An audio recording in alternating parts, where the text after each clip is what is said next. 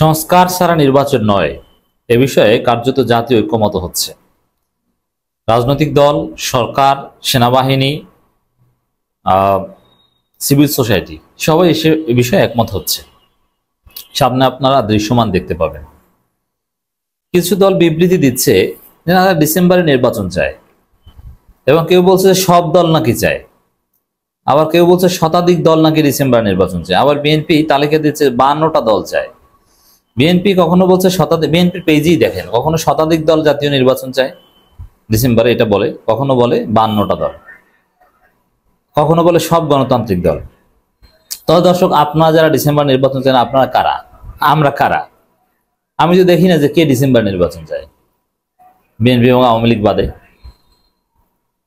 সাধারণ জনগণ তো নির্বাচন একদম চায় না, প্রফেসর ইউনূসকে চায়, সংস্কার চায়।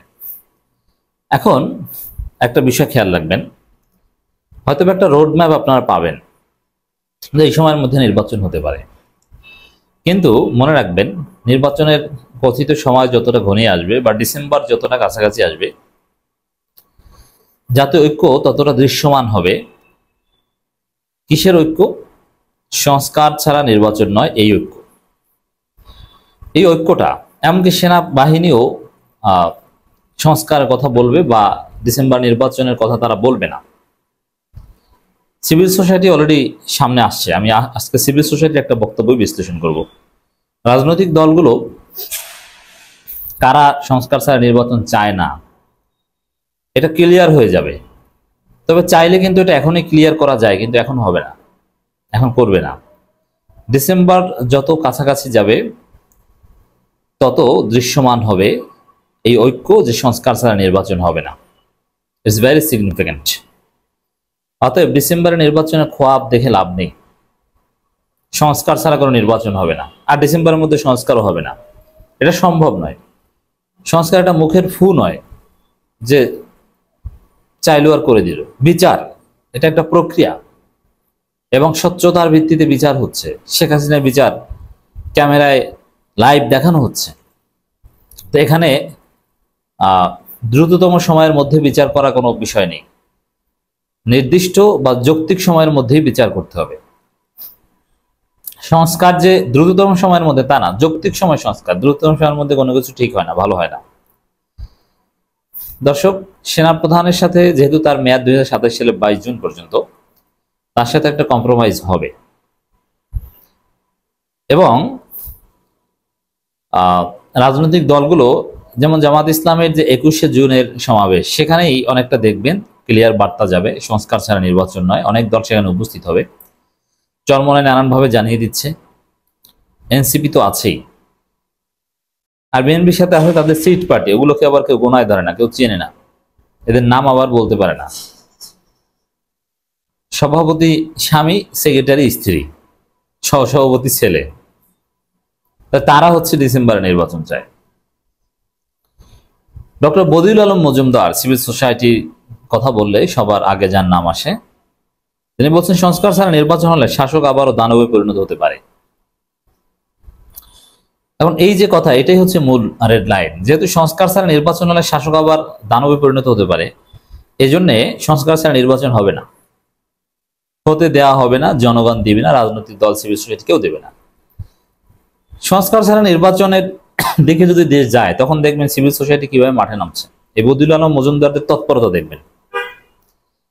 এর মানে নির্বাচনের তারিখ ঘোষণা করলেও সংস্কার ছাড়া নির্বাচন হবে না। সবাই ধীরে ধীরে প্রয়োজনীয় সময়ে দৃশ্যমান তৎপরতা চালাবে, তাতেই সংস্কার ছাড়া নির্বাচন আটকে যাবে, সংস্কারের মাধ্যমে নির্বাচন হবে। জাতীয় ঐক্যমত কমিশনের সদস্য সুজন সম্পাদক ডক্টর বদিউল আলম মজুমদার বলেছেন, আবু সাইদ সহ ছাত্ররা প্রাণ দিয়েছিল দেশের মৌলিক সংস্কারের জন্য। সংস্কার ছাড়া নির্বাচন হলে স্বৈরাচারী ব্যবস্থায় দেশ ফিরে আসার আশঙ্কা থেকে যায়। আর বিএনপি তো স্বৈরাচার হতে চায়, কিন্তু আমি একটা আলোচনায় বলেছি যে বিএনপি স্বৈরাচার হওয়ার মতো কোনো সক্ষমতা নেই, মুরদ নেই।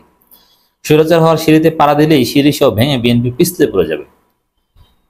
স্বৈরাচার হতে যে যোগ্যতা লাগে সেই যোগ্যতা নেই, অনেক পাওয়ার লাগে, হ্যাডম লাগে, সংবাদপত্র দখল, প্রশাসন সব দলীয়করণ, অনেক কিছু করা লাগে। বিএনপি গুলো কিছুই পারবে না বা পারে না। বিএনপি আকাম করতে গেলে ধরা পড়ে, পারে না। যেমন 2006 সালে ভোট চুরি করার চেষ্টা করেছিল না, পেরেছে? ইয়াজউদ্দিন সহ পদত্যাগ করতে হয়েছে, 111 এনেছে বা এসেছে। এজন্য বিএনপি আসলে স্বৈরাচার হয়ে উঠতে চাইলেও পারে না। আমরা আশা করি আবু সাঈদ দিবসে সংবিধান সংস্কার সহ গুরুত্বপূর্ণ সংস্কার রাজনৈতিক দলের সঙ্গে চুক্তি স্বাক্ষরিত হবে। হ্যাঁ, এইটাই, ওই যে সংস্কার ছাড়া নির্বাচন নয় বা সংস্কার প্রশ্ন ঐক্যমত, এটা সামনে ওই যে ডিসেম্বর অগাস্ট আসতে দেখবেন যে দৃশ্যমান। এখন এই রাতারাতি 2-3 দিনের মধ্যে সবাই ঐক্যমত হবে তা না, তবে জাতীয় ঐক্যমত আপনার দেখবেন ডিসেম্বর কাছাকাছি আসুক, বিশেষ করে 5 আগস্ট বা জুলাই শেষের দিকে এটা আপনারা দেখবেন। ডক্টর বদিউল আলম মজুমদার বলেন, বর্তমান সরকার অধ্যাদেশ জারির মাধ্যমে কিছু সংস্কার কাজ শুরু করতে পারবে, কিন্তু কিছু বিষয়ে রাজনৈতিক দলের সম্মতি লাগবে, তা আমরা জাতীয় সনদে অন্তর্ভুক্ত করেছি। জাতীয় সনদের বিষয় নিয়ে আপনাদের সবাইকে সচেতন সোচ্চার হতে হবে। ওই জাতীয় সনদ, জাতীয় ঐক্যমত, ওর বাইরে যাওয়ার সুযোগ নেই। তাতে নির্বাচনের তারিখ ঘোষণা করলেও ওর বাইরে যাওয়ার সুযোগ নেই। ছাত্র রাজনীতি নেই, তিনি বলেন ছাত্র রাজনীতি করবে, সংস্কৃতি কর্মকাণ্ডে অংশ নেবে, লাঠিয়াল বাহিনী হলে তারা দলের ভেতরে হবে। হাসিনা পতন শুরু হয়েছিল যেদিন ছাত্রলীগকে বিশ্ববিদ্যালয় থেকে বিতাড়িত করা হয়েছিল। এ ধরনের লাঠিয়ালের রাজনৈতিক স্বৈরাচার সৃষ্টিতে অন্যতম ভূমিকা রেখেছে। আমরা ছাত্র রাজনীতি বন্ধ চাই না, লেজুর ভিত্তিক ছাত্র শিক্ষক রাজনীতি পেশাজীবী সংগঠন বন্ধ হওয়া দরকার। এখন আর এগুলো বন্ধ হলে বিএনপির আবার খাওয়া থাকে না। বিএনপির স্ট্রাকচার, পাওয়ার স্ট্রাকচার, এগুলো আওয়ামী লীগের সাথে কোনো পার্থক্য নেই, সেম স্ট্রাকচার তারা মেনটেন করছে। আওয়ামী লীগ যেসব জায়গা, যেসব সেক্টরে তাদের লেসপেন্সার ক্রিয়েট করেছিল, বিএনপি ক্ষমতা আসার আগেই সেই সব জায়গায় সেম লেসপেন্সার ক্রিয়েট করেছে, বরং অটো রিপ্লেসড হয়ে যাচ্ছে। যেমন যে পাবলিক টয়লেটে ইজারাদার আওয়ামী লীগের ছিল, ওটা এখন অটো বিএনপির হয়ে গিয়েছে, কোনো পার্থক্য নেই। অথবা আওয়ামী লীগ বিএনপির মধ্যে আপনি মৌলিক কোনো পার্থক্য পাবেন না, ফিলোসফিক্যালিও পাবেন না, কিছুতে পাবেন না। একসময় কিছু বিষয়ে পার্থক্য ছিল, যেমন আওয়ামী লীগ বলতো বাঙালি জাতীয়তাবাদের কথা, বিএনপি বলতো বাংলাদেশি জাতীয়তাবাদের কথা, জিয়াউর রহমান এটা বলতো। এবং আওয়ামী লীগ এই মৌলবাদ বলে গালি দিত, প্রগতিশীল বলতো নিজেদেরকে, কিন্তু বিএনপি এটা বলতো না, বিএনপি বলতো মুসলিম জাতীয়তাবাদ।